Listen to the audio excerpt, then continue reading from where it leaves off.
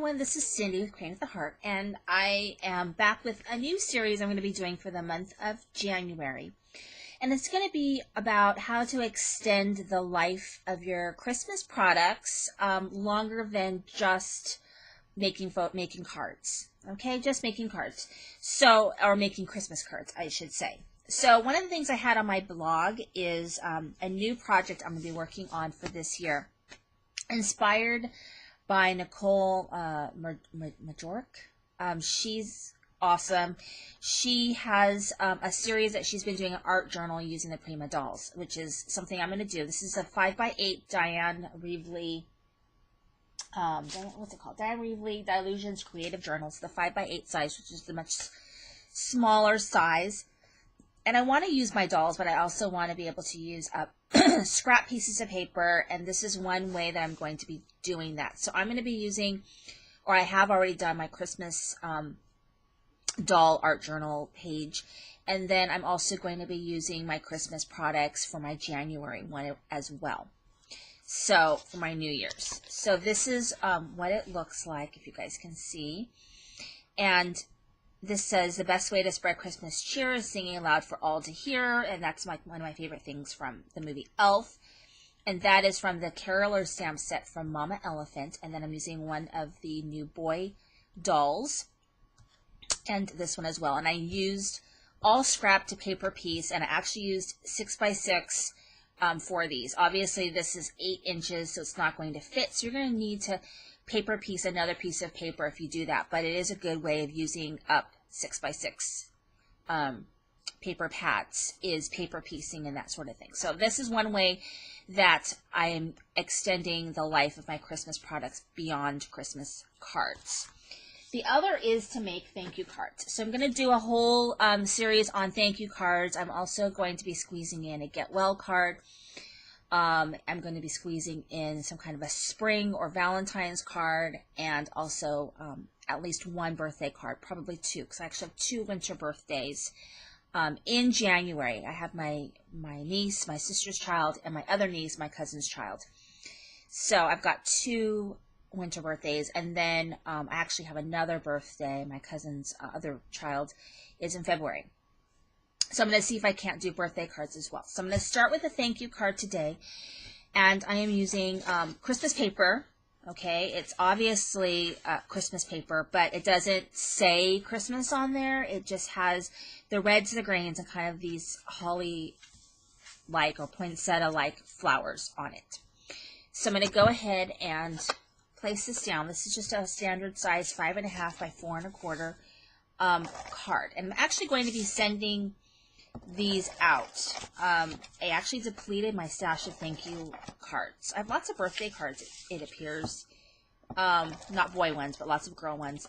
And I have depleted my stash of thank you cards. I mean, there's really hardly anything left. Like, what's left is like, don't really want to send that kind of ones, you know, the leftover ones.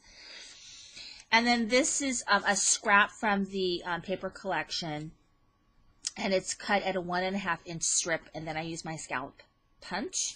And I'm going to place this down.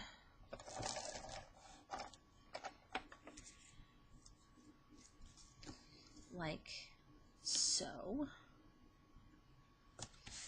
And then I've got a mat. And the mat was cut using I have a Labels framelit die set. I think it's from Stampin' Up. And so I just cut that out of that and ran it through with my Swiss Dots embossing folder. And that is my mat. And that's just going to fit right down here.